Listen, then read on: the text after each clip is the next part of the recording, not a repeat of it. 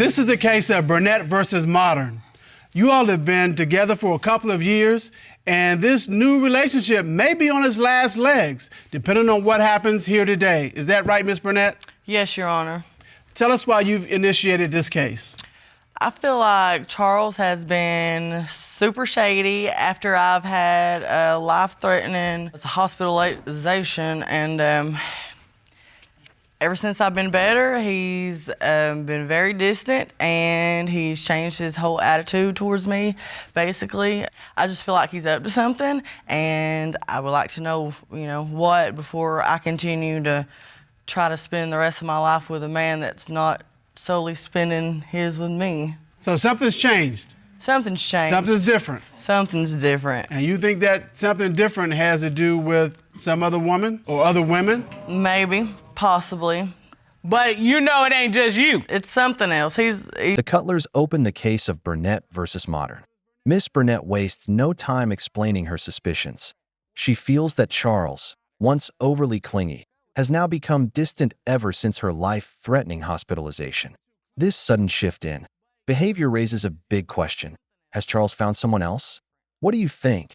Does a complete change in attitude usually mean something's going on? He's different. All right, she says you're different. What are you doing different, Mr. Modern? Well, she broke up with me because I was too clingy, so I'm not trying to be too clingy no more. She said you were too clingy? Yeah, that's why the reason she left me in the first place. So, Ms. Bernette, what does too clingy look like?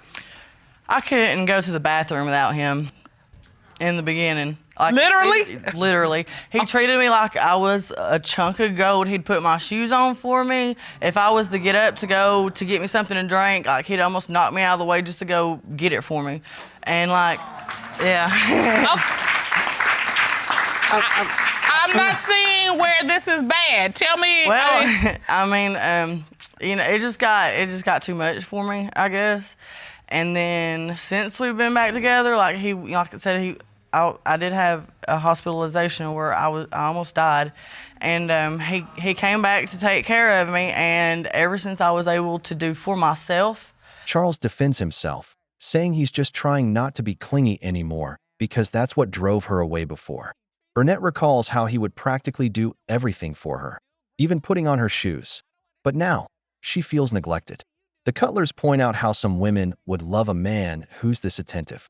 Would you call this clingy or just caring? That's when I've noticed that he was slipping. All right. You got a man who wants to take care of you, who's doing things for you. Sounds like he's almost waiting on you hand and foot. You know how many women would kill to have that, don't you? Yes. I mean, you say he's too clingy, and Mr. Modern, you kind of making the rest of us look bad by doing all that. I'm like, she says, I found the perfect man, he treats me right, he's doing for me, and you do what every woman would do, break up with him. I don't understand. What do you do after the breakup? I leave and I go back to my hometown where I was from. Okay. And then I met somebody else, and I was in a relationship. When she had this life-threatening thing going on, I rushed back to her. I dropped everything that I had going and came straight back to her. He wasn't too clingy then, was he? Well, no, he literally had to do everything for me at that point. As far as washing. Things take a turn when Bernette reveals that Charles returned to her side when she was sick, washing her hair and taking care of every little thing. But as soon as she recovered, he started slipping. This shift in behavior has left her, doubting his intentions. Could it be that Charles is hiding something? Or is Bernette overthinking? Washing my hair, including wiping my butt, Well, that's a lot of info. Okay, all right. And he covered it all. Yes. All right, so you get back together, and you say you've seen a change. Tell me about this change you see. Well, we have one vehicle. I would take it, and I would drop him off at work and go about my business, come pick him up. Well, one day I went and got him something to drink and a pack of cigarettes, and I went to take it to him, and he was not there. And all of his little buddies at work, it's construction, nobody knows where he went. He's at a different job site. Most of the time it's hotel work, so one can only imagine.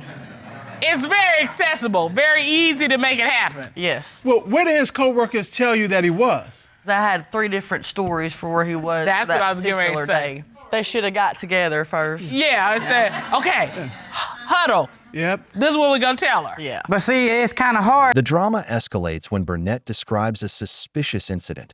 She dropped by Charles's work to bring him a drink and cigarettes, only to find he wasn't there.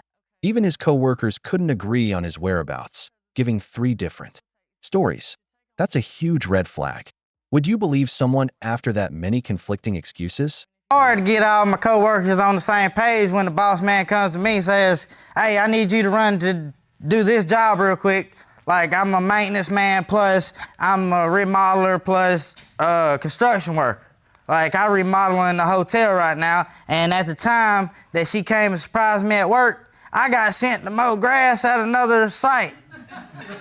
So you're saying you weren't somewhere with another woman, you were doing your ma'am. work. I was at my job. What did you say when he came home? Well, I have to ask him where has he been because it should not take him 3 hours to get home and he only works 20 minutes down the road. All right, so tell me about that. I have submitted some evidence for y'all. Okay, do you need to go to the plasma? Yes. All right. Okay, so this is basically a map from where we're at. In Chattanooga is where he works sometimes, and also I give him the benefit of the doubt, and even... Bernette presents evidence, a map showing how a 22-minute drive home somehow takes Charles 3 hours. She's had enough of his traffic excuses.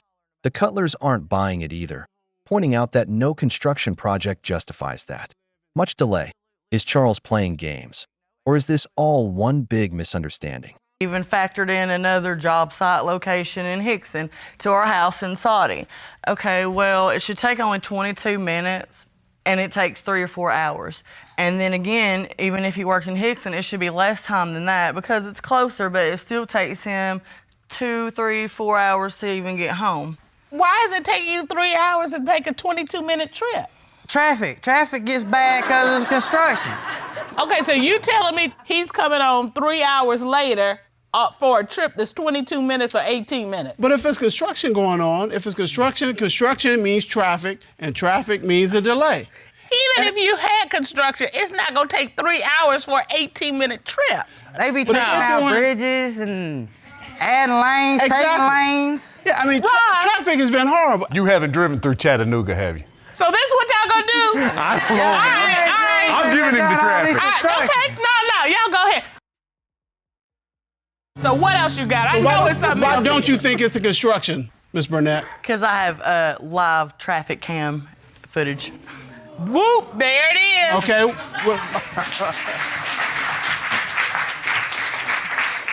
What do you have? Okay, so here it is, the live cam from Chattanooga to Saudi. This is on a Monday at peak hours in your construction zone that he's hollering about with absolutely no traffic, no 18-wheelers. So this is about the time of day he would be coming home from Chattanooga to where you all live in Saudi Daisy. Yes, Your Honor.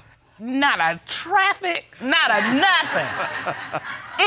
All right. Okay, and then another one would be from Hickson to Saudi, a Tuesday, again, peak hours, no traffic. And the empty lane is going towards your house. Yes, this right here would be going towards, this is coming from. There's another tractor trailer coming the wrong way. Looks like it's headed right toward me. Yes, it is. Bernette takes it a step further. She brings live traffic cam footage proving there's zero traffic on his route at peak hours. The audience gasps. This is the kind of evidence that crushes excuses. If you were Bernette, would this proof be enough to confront him once and for all? Boom, boom. All right, is that it? Yes, Your Honor. Ma'am, please step to your podium. All right, Mr. Modern. Okay, Your Honor. You had me out there. Rush hour is 5 o'clock. And when I'm going from Hickson, I don't come straight home. I gotta go back and clock out before I can come home. What else you got? Is that it? Okay, so going through a phone, when I can figure out the passcode, it's like it's a brand new phone. Like we literally just bought it and took it off the shelf and tried to turn it on. There is no pictures, there is no contacts, there's no messages. So you're going through his phone? Well, I have. Yes, I'm not even gonna lie, I have. You have gone through his phone? So he's wiped it. Wiped it. So there should be some record of at least something. text I mean, messages or ordering something. pizza or something. I mean, there's nothing. So do you have an app on it that erases it when it's not you? No, Your Honor. See, I'm used to back in the old days, flip phones. See, Oh, don't talk about we flip done phones. just recently upgraded to these smartphones. Okay. And see, I do construction, and if I don't got a lock on the phone, then my pocket like deletes everything. And it just recently happened to where I had to go get one of my friends to go get everything on all my apps back. Miss Bernette, are you buying that? No, No, Your Honor. You think he's cheating and deleting, right? I'm pretty positive he's doing something. This new smartphone thing, it ain't for me. I'd rather go back to the flip phone where I No. won't have these accusing problems. I won't have these problems where, oh, my pocket deleting everything. I'd rather stick with the flip phone, Your Honor. Tell me that you have nothing else. Sometimes he would say he's going to go visit family members, and we're not allowed to go. He'll have to go by and say, oh, I'll just be right back real quick. But 3 or 4 hours later, see, that's what's getting me. Every time that he's gone or disappearing or... Things get personal as Bernette confesses to going through Charles's phone. But here's the shocker. His phone is completely wiped. No photos, no texts, no contacts. He claims it's because he's not used to smartphones. Come on, that sounds like an excuse to cover up something. What do you think? Honest mistake or guilty behavior? It's always that time frame, the 3 to or 4 4 hours. I mean, I don't want to be too clingy. So I like to leave her at home, you know, and go handle the business by myself. All right, so the one time you want him to be clingy, There one it time is. you want him to be clingy, he's not. I think he's going somewhere else. And let me just ask you, does this family member that he's primarily visiting, do they live in the area? No, not really. It's Okay. kind of a little bit of a drive, but not 3 or 4 4 hours. hours. No, Okay. not to, I'll just be right back, you know? Yeah. My family member helps us out Okay. with financial situations. Okay. Okay. I go to the grocery store and pick up funds Okay. to help us through, till I can get my next paycheck and we can go on about our life. But see, my family members live 2 hours past Atlanta. They live in Columbus, Okay. and we live in Chattanooga. There's no way that I could drive down there, see my family members, and then drive back and be back in 2-3 hours. But you know what would eliminate that? Is if you let her go with you. I mean, she says I'm too clingy. Your Honor, I don't see why she has to go and stand in line with me just to get funds when I'm making sure ain't nobody else I standing go. in line with you. I go Oh. and I get funds and I come right back. I don't know. I tell you this, whatever it is, it's got you here.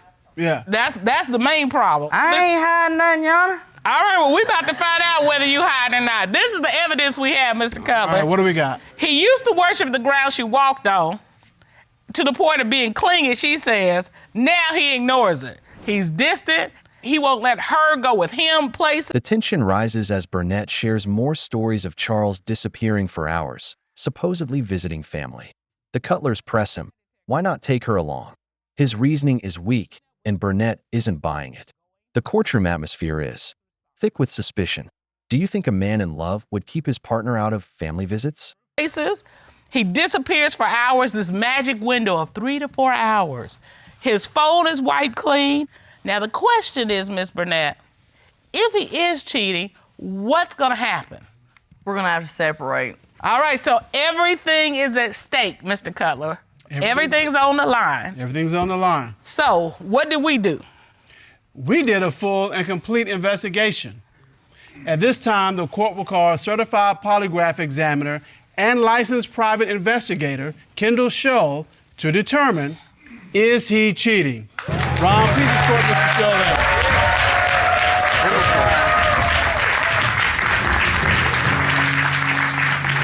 Mr. Shull, good day, how are you? Good day, Your Honor. I'm good. How are you? It's good to see you. Good to see you. The court had a cybersecurity expert do a forensic analysis of Mr. Modern's phone, and you have the results of that investigation, correct? I do, Your Honor. Your Honor, during our investigation, our cybersecurity expert came across an unusual situation with Mr. Modern's cell phone. Mr. Modern had no files in his deleted folder. He also had no text messages, no photos, no videos, and no apps, which is certainly suspicious. However, we did find, Your Honor, multiple calls to a motel. Mr. Modern? Your Honor, that is my family member living at that motel. So the family member you're visiting or a different family member? It's the family member that she's talking about that I visit. Okay. But Mr. Modern, how coincidental is that you have nothing on your phone except calls to this one motel? And you're saying it's a family member? Yeah. The investigation heats up. The court brings in a cybersecurity expert and polygraph examiner. They discover suspicious calls to a motel and no data on his phone at all. The room falls silent. Could this be the smoking gun? Would you trust your partner after seeing calls to a motel on their phone? You sure there's no woman there that you're seeing? Yep. All right. Mr. Shull, in addition to the cybersecurity review, you also did a polygraph examination of Mr. Modern. Is that correct? I did, Your Honor. All right. You asked Mr. Modern, when you leave work, are you meeting up with women for sex before going home? What was his response? He said no, Your Honor. What did the lie detector determine? The lie detector determined that he was being truthful, Your Honor.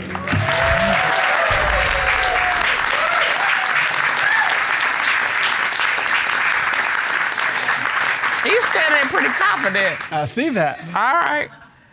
You also asked Mr. Modern, when you tell Miss Bernette that you're visiting your family member, are you meeting up with another woman to have sex? What was his response? He said no, Your Honor. What did the lie detector determine? The lie detector determined that he was being truthful.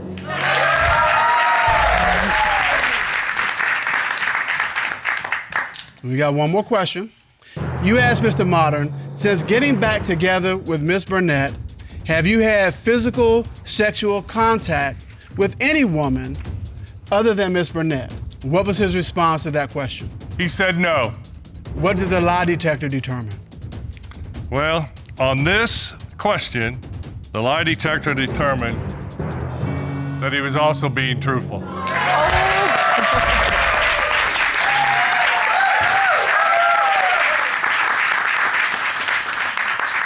All right, Miss Bernette, what you got to say? You smiling? I feel silly. I think it's your turn to be clingy. I do apologize, baby. Oh my goodness. I accept your apology.